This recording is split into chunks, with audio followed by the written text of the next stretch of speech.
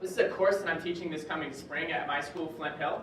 My role is I'm a technology and instruction specialist, and this class happens to fall in our innovation department.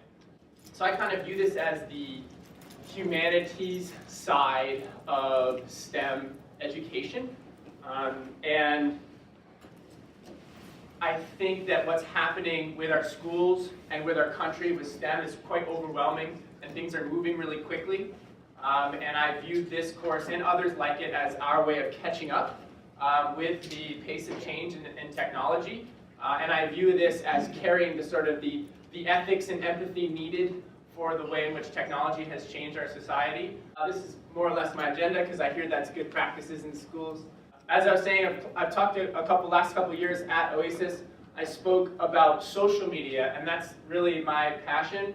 And I usually talk about my website, which of course shamelessly I have to plug, which is called the Social Media Marketplace. And I spend my time trying to get students to follow accounts on social media and online that are based on their interests, so they can learn about and get good at a passion of theirs. So here are all the interests that they could choose from, and they choose one, and it spits back to them social media accounts to follow and check out if they want to get good at said interest, whether that's podcasts or YouTube accounts or Instagram accounts, etc. And I also set that up by department, so that if you just love your science class, same idea. Here's some like auxiliary blended learning for you. And anyway, so mostly I've been talking about social media in the last couple of years, and that was sort of the culmination of that work, that website, which I'm really excited about and have really enjoyed talking about at schools and conferences and at OESIS. And then today, you're in for a treat because I've branched outside of my comfort zone, which is teenagers and social media and teaching digital citizenship and media literacy, and I'm trying to take on technology as a whole. I have definitely bit off more than I can chew, so get excited for a lot here, and a lot that's somewhat organized. So I want to talk about the internet. This course I'm teaching is about inequality in the internet. I want to talk about what we were promised and what we think of when we think of the internet and what it's doing for us. And then I want to talk about the stark realities of what we see with the internet and what it's doing to us. And then I want to talk about my course as a solution, a very small one, to some of the problems we're seeing with the internet. And then at the very end, briefly, and hopefully we can talk about this towards the end, talk about how this would apply at the institutional level. So as I said, this is what I used to do. I used to talk a lot about social media. These were my takeaways. Someone said earlier today we need to talk more about what to do online rather than what not to do online. I get worried about how much our kids are consuming and how little they're creating, how much algorithms are telling them what to do versus humans, and then I don't think this is happening in social media spaces as well. So acknowledging that was the problem of like 10 or 15 slides in my own old presentations, it still exists, but I'm going to take on technology a little bit broader. So many schools, and I'm guessing most, if not all of your schools, have gone one-to-one. We're at a tech conference, so I'm assuming yours is close to that, or BYOD or something to that effect. And we've been totally enthralled by what technology can do for our classrooms. And of course, technology is transforming our classrooms the way we teach and learn, and that's what this conference is all about. And that's spectacular. But sometimes I think we get caught up talking about a single success story and sort of hanging on that, even when technology can turn kind of negative. So it's on us to engage our critical thinking skills about how, when, why, et cetera, to use technology. And you guys are all great teachers, so I'm sure you do great work with that. And so I started becoming disenchanted with this because at our school, sometimes this is what it looks like. Yeah, this is a bit of an outlier though, because this is right before senior speeches, which is why the cheers are all in the lounge. This is like at the end of the year when they're all checked out. But like, do these look like digital natives? Like, nah. Does this look like our sort of core values and what we want out of our school and the relationships that everyone's talking about, the character education we're all talking about? Not really. So as much as we celebrate tech and talk about how great it is in our one-to-one programs and all the amazing things our kids can do, we also have negatives here. So as a member of our technology instructional department, we give computers to every kid when they arrive. Every kid gets a MacBook at our school. And we celebrate how amazing it is that they can record podcasts and shoot videos, and we get real into it. We get enthralled by the tech. And then sometimes you walk through the Commons, and you see this. And you're just like, man, where did we go wrong? That's what I want to talk about today. The other thing that got me thinking about this course title and this presentation is, this is my blog I wrote about STEM because a bunch of articles are hitting every major journalist outlet that's like, all these jobs are available in STEM. And then more often than not, what they're finding is that it's actually just in the T aspect of STEM, and it's mostly just coding jobs. And we're mostly just excited about it because there's money in it. And I don't think that's how we should design education, around what jobs are available or where there's money. I want to think critically about, if we just teach every one of our kids to code too, that's actually not setting them up for success in that field. And then this gets into, at what cost are we putting all of our time and resources into this? And what we find is Google did this long study where they studied their employees, and they decided among the 8 most important qualities of Google's top employees, STEM expertise comes in dead last. 7 top characteristics of success at Google are, soft skills, being a good coach, yada, yada, yada. So we've invested a ton of our time and money and resources and thought into developing coders, and then Google's telling us that actually, that's not the most important thing of being a good employee. So similarly, one of the reasons we're doing the one-to-one programs and getting excited about teaching coding is because the internet was billed to us, and sadly sometimes still is billed to us, as this amazing tool that is going to be decentralized, free and open, and democratizing. Connect people, it'll make them smarter. I don't think that's the reality has followed these expectations of the internet. And so that was sort of the basis for this course.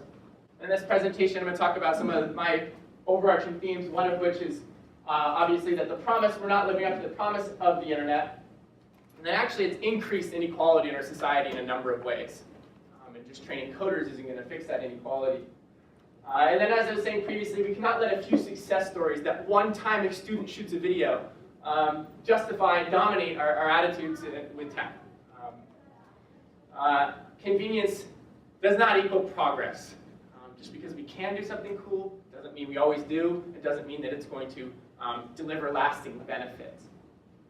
So I believe we need to teach this so that our students are equipped to navigate a rapidly changing technological world ethically and responsibly as active, informed producers and consumers.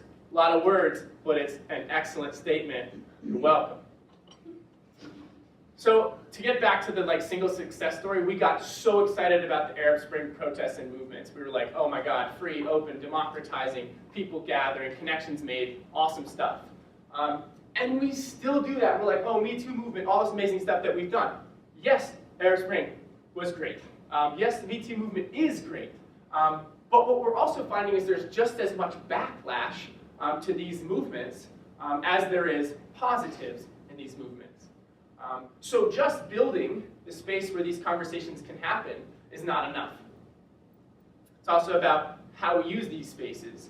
And it's also about what we code into or what we imbue into these systems so that we can talk about these amazing positives of these types of things and not get caught up in the negatives, which I don't need to go into because you guys are smart enough. So what are we seeing? Well, countries are banning smartphones from being used in their schools.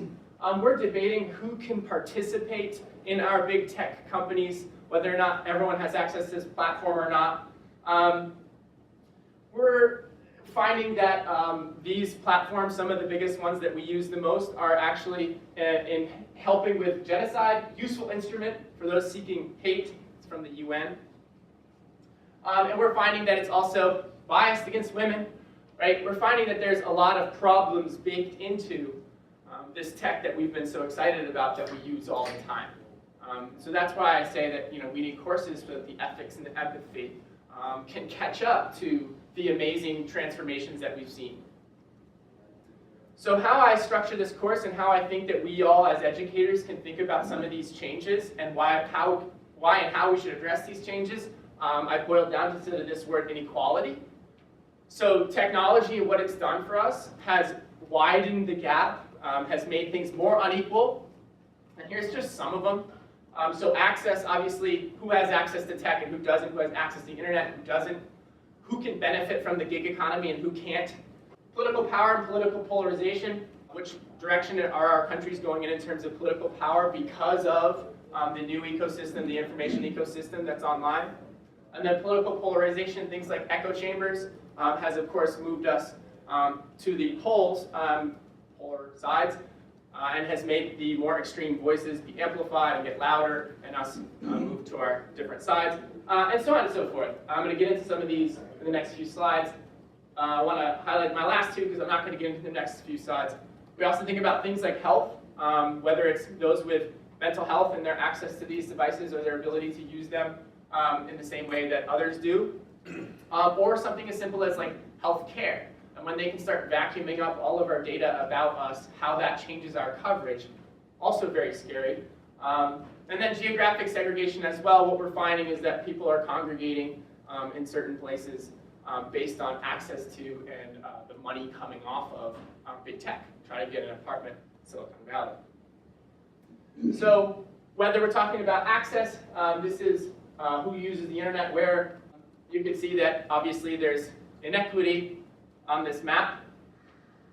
We're talking about political power. What we've seen is that while more countries are holding elections, the world is becoming less democratic. It's a small change, right? But we were getting more democratic for a while, and then what happened, what's changed?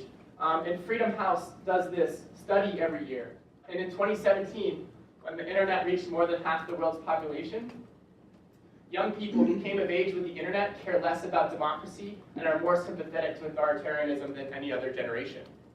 So this is a generation that was born online, those digital natives you saw in those photos earlier, that care a lot less about democracy. So I think the internet is changing the way in which we view power and we understand how power affects our lives. Political polarization, this is a graphic from the Berkman Klein Center, which is a Harvard group that studies Twitter. This is the map of networks that connect with each other and talk to each other. And you can see that the center, which is in green, and the left, they all talk together, and the right, they all talk together, and there's no overlap. That's in just the United States. We have epistemic inequality. This is from the New Yorker. It's obviously there's a lot of people that believe in the Earth being flat. I don't know why that's obvious. I don't know why that is. But what they say at these conferences for flat earthers is they say, oh, hey, just do your own research, and you'll find that the world is indeed flat, which is terrifying. And the fact that that works is terrifying. And that's in large part because YouTube feeds misinformation to us and to our students. And it pushes them to become more extreme. Whether you are doing a project looking up the Federal Reserve, and before you know it, you find crazy conspiracy theories from YouTube's algorithm, or you look up videos of newscasts from 9/11, and then you start to get truther conspiracy videos about 9/11. That's what YouTube is designed to do. That's what it does, and this is creating an epistemic inequality for those of us that use YouTube differently. Same thing with Google. Type in mass shootings, I guess they're fake. You type in Ferguson was, well, I guess it was a lie. You type in feminists are, and you get that they're crazy. So you guys are shaking your heads, but we are teachers, and we send our kids to Google and YouTube. We do it all the time. So heaven forbid, one of the kids that we sent to Google to get an answer for our class goes, I don't know how I feel about feminism. I'm a 16-year-old boy, just don't know what it is. Let me ask Google, because that's what I do when I need answers in class. Oh, well, now I know what feminism is. I'm not a feminist. I don't want Google having that conversation with our teenagers. And then it gets worse, and be your own judge in how you feel about this, but in our own election, we have data firms that have unethically collected our data off of Facebook and then use it as a psychological profile to try to make us vote or act a certain way. And then we've seen in the Philippines, this one's talking about Rodrigo Duterte, who has a whole army of supporters on Facebook that are pushing misinformation to try to fuel his drug war. So whether or not that misinformation that creates that epistemic inequality then is acted on in real life. I'm a little worried about that.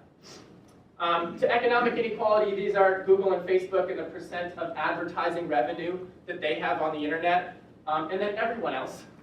Right? So you see just how massive these companies are. This is more proof for that, but I feel like I'm boring you.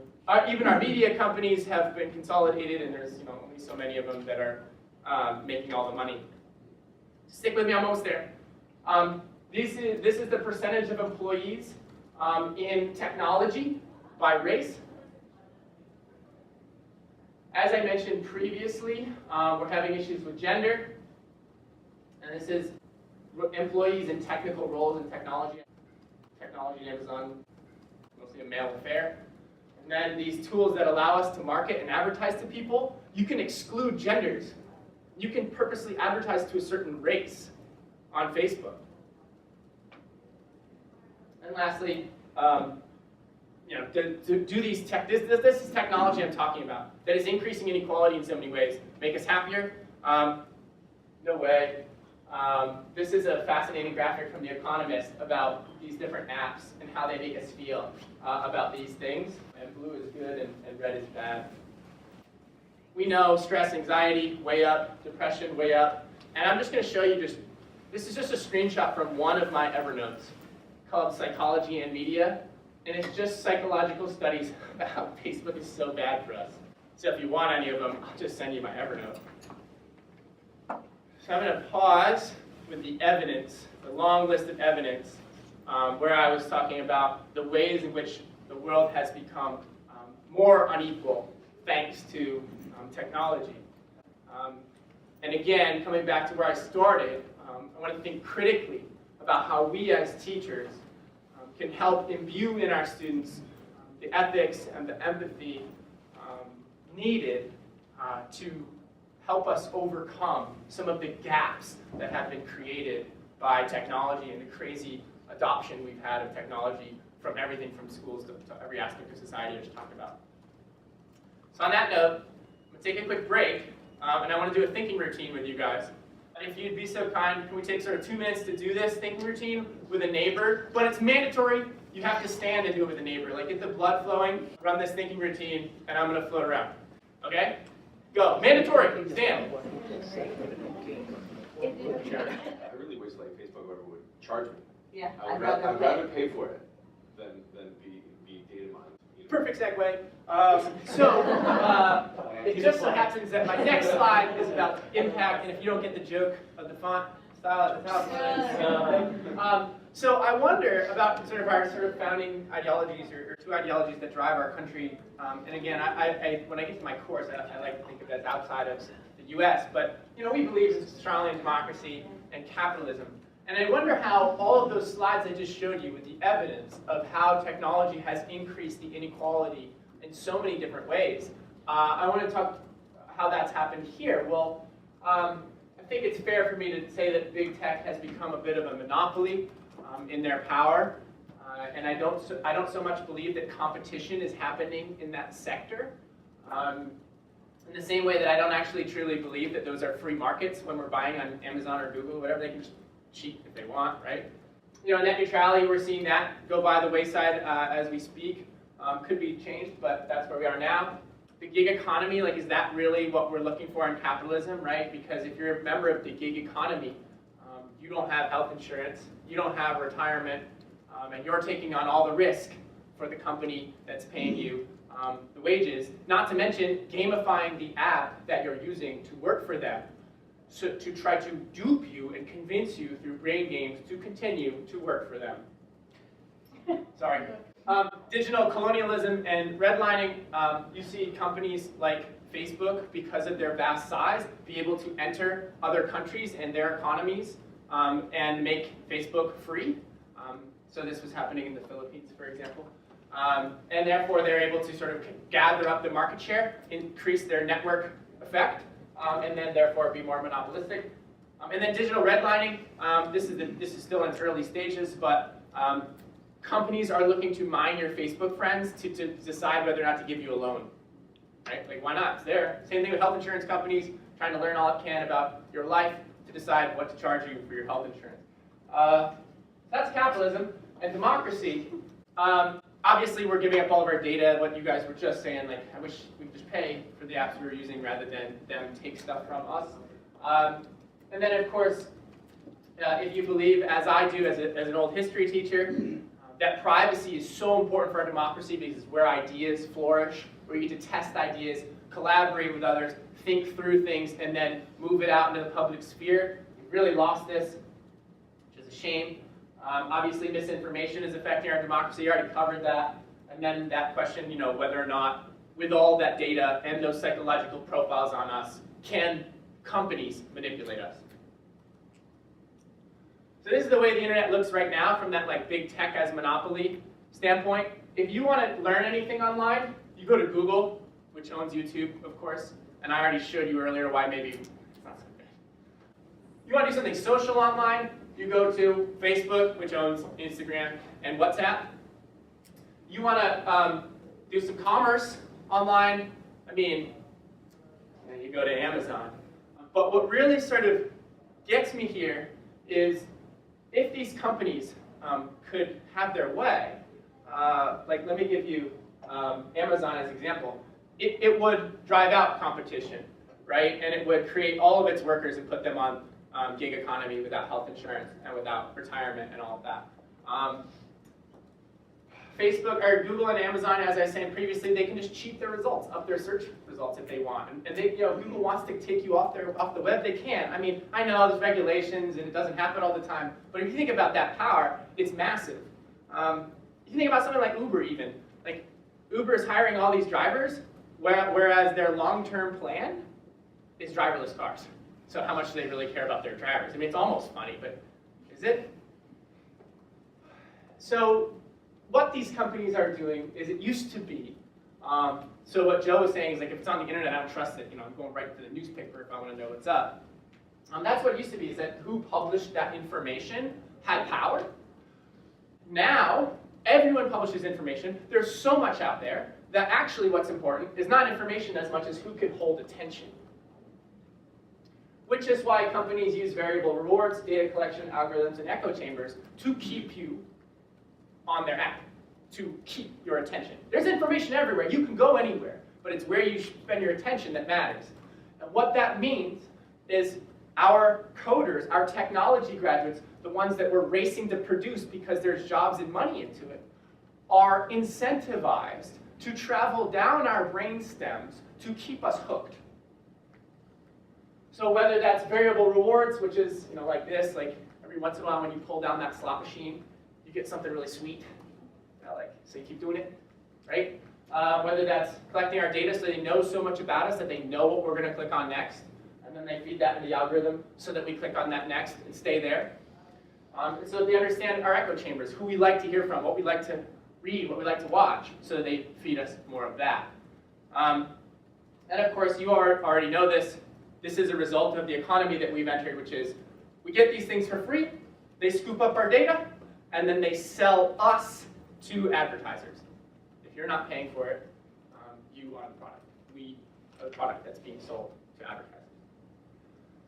So you probably won't be surprised to know that I don't think the internet has made the world more decentralized, free, and open, and democratizing, and I think I covered why.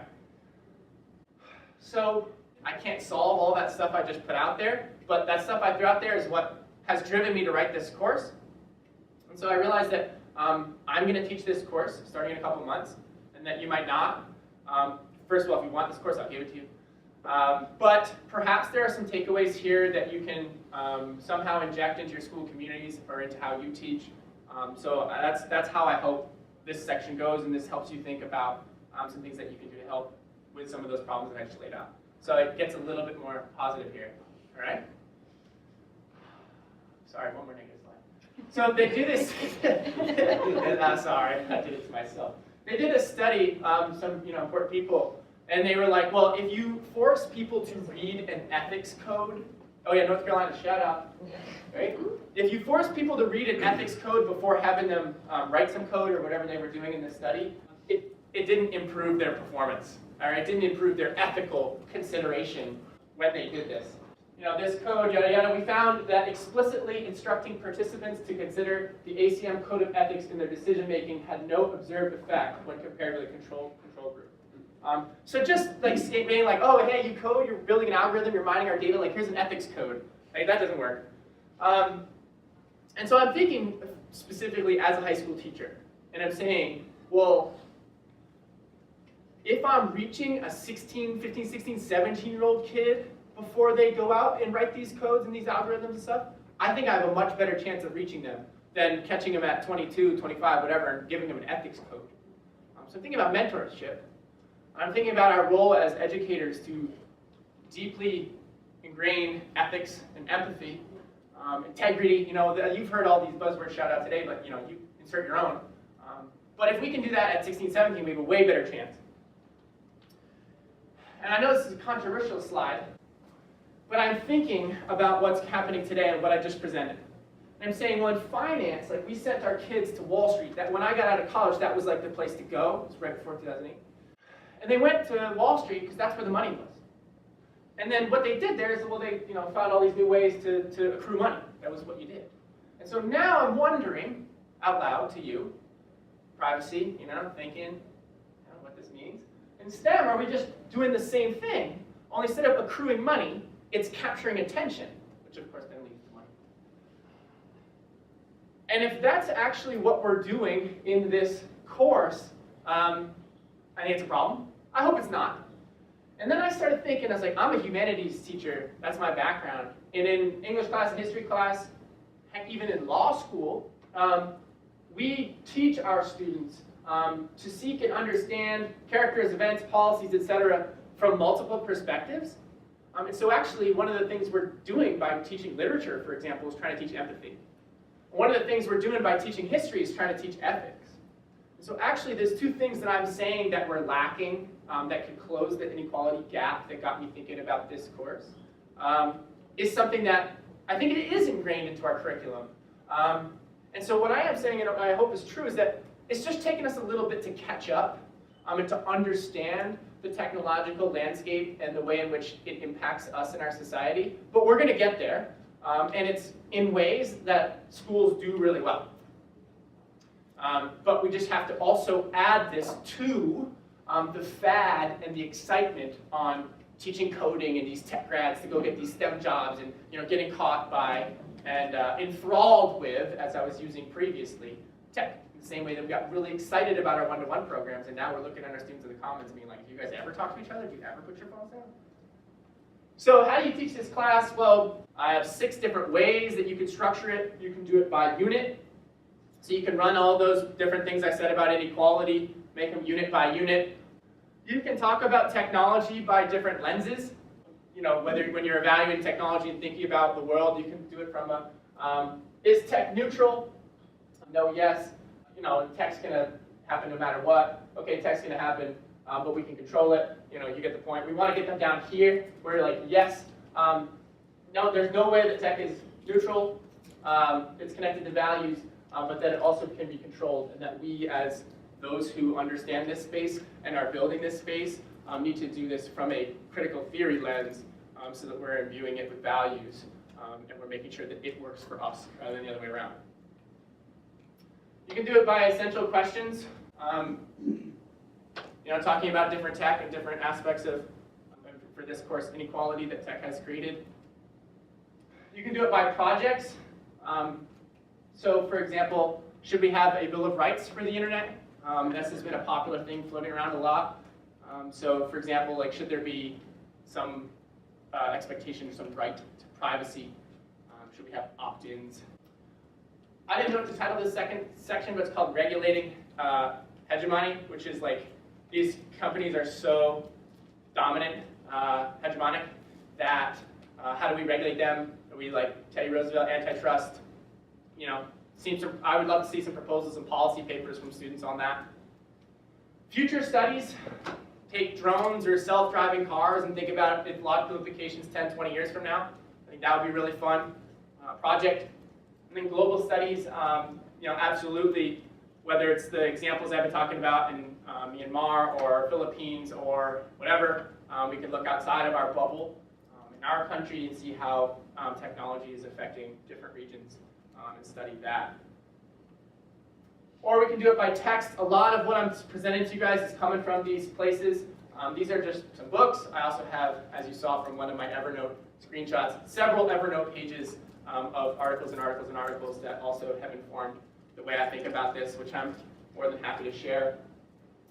Nicholas Carr, for those of you who are familiar with him, he talks about the concept of neuroplasticity, or the idea that our brains, the neurons in our brains that fire together, wire together, and as a result, as our neurons constantly fire and wire differently, our brains can start to change. And that's happening with our tech. So there's a happy thought for you. iGen is a lot of my thinking about teenagers and technology from Jean Twen. She's fantastic. If you haven't read it, it should be mandatory reading for high school teachers. The master switch, she talks about how kids are so much more depressed and they don't have sex anymore and don't do drugs or drink alcohol and they're always on their phones. The master switch by Tim Wu is about media consolidation, and he gets into sort of how the internet and technology is consolidating as well. Fascinating book. And then these are about so much here on algorithms and how algorithms are both unequal and unjust and wrong, and also how they so thoroughly dominate our lives. So I'm happy to share as many resources as you'd like, but of course you can run your class like that as well. And then finally, you could run it by character. And I threw these together. Make of it what you will. But I keep talking about ethics and empathy as being important things that we need to imbue into our students who are going to go out and work in these fields and also just be citizens who live in this world. So we need to have ethical consumers, thoughtful creators, and informed citizens. But then there's also a part of this that's really, really important, which is that they have to act. So they have to be active, responsive, and critical. They got to do stuff. They can't just allow technology to act on them, and even if they understand it, that ain't enough. And this connects to what I was talking to with social media. These are slides from what I've been pitching the last couple of years at OESIS is, we need to have digital citizens who are active, informed citizens, who are media literate, who build networks of groups of critical thinkers and experts in areas of interest to them, so that they're not just taken advantage of by companies, algorithms, data collection, and all the things I talked about. So that's 6 different ways to run the course. Perhaps one of those can impact you in an advisory or a unit that you're doing, or something at your school. I hope. And then lastly, how can we do this at a more institutional level? So oh, sweet, Nate's teaching a class about this. Fantastic. How does this impact us, and what do we think about more broadly about some changes that we can make to sort of close the inequality, those gaps I'm talking about? Obviously, we can imbue some of this into our STEM courses. I think plenty of STEM courses are doing this stuff, are talking about ethics. And I know for a fact there's tons of college courses that are getting into this as well. Again, it's just lagging behind. It's coming. It's getting there. And I don't know a lot about computer science, and I hope some of you out there teach it and would love to hear your thoughts. I don't know if the AP has AP Computer Science is doing anything with ethics. If they're not, shame on them. New courses like mine. I want to highlight a couple other classes at Flint Hill that get into this work a little bit. We talk a lot about entrepreneurship and starting your own business and making money, which to some of our kids is how do I become the next cool app, right? We have a class at our school called social entrepreneurship where they have to build businesses to help others, right? And then if you think about all the inequality I was just talking about, perhaps there's some areas of interest there for those students. We also have a class called mathematical modeling, which uses sort of a lot of the STEM principles to address real-world problems by creating mathematical models that can help solve real-world issues, which I think is spectacular. So, of course, there are some classes that we can imbue this into. We can start new classes, put it into our existing STEM courses. Of course, this would have to be something that's interdisciplinary. The more people we can get on board, the better, which is why I'm here talking to you. Maybe I got 15 people on board. And then the character education piece, of course, as I was saying, you could run the whole course off of character education, off of trying to imbue these values into our students by teaching, learning, creating assessments and projects, etc. for that. And again, this keeps coming back to what I like to talk about frequently, which is, are we creating media literate digital citizens to inherit this world, this technological world that is been so tough to navigate and understand. And then I feel like I gotta end it with something positive. Psych. The joke's on us. All these people that we give all of our money to, yeah, they don't use tech. They don't let their kids use tech. So here we are buying their devices. Steve Jobs, like, yeah, we limit how much our kids use tech. They asked him, like, are your kids gonna, they must love the iPad. He's like, they don't use the iPad. Bill Gates, same thing, you know. Linda Gates talks about this more, actually. She has better quotes from her that's like, you know, our kids don't use tech, come on. And then Zuckerberg's like, you know, read. So while they fill their house with, you know, books and great conversation, here we are getting caught pulling down the lever and seeing if that variable reward hits us so we can get that little dopamine rush and get excited. So hopefully this isn't what's happening. Hopefully it's the other way around. And it requires some work from us to change this around. So maybe I did end it on a positive. You guys laughed. Joke's on you, no, just kidding. Oh, and then so finally, let's end it with an activity and some questions in our last 15. Again, I'm trying to get you to think of ways in which you can sort of pull some ideas from me and use it. So whether that's at an institutional level or a personal level. So I put a framework out there over the last 35 minutes. What can you pull from it and use and implement either personally or institutionally? So can we do another thinking routine? A think, pair, share on some things that we can pull from this and use and help benefit our students, you know, as the great teachers that we are. Yeah? So mandatory, gotta stand, few minutes, think, pair, share, have it. But it's something that I believe so strongly in that I'm like willing to depress you if you agree that this is something we got to work on. So sorry, but also thank you so much for being an attentive audience and partaking in those activities, and so many suggestions you guys said at the end were fantastic. So I sincerely appreciate it. I'll see you around tonight, tomorrow, and again, send me an email or catch up with me. Let's talk some more. Thank you.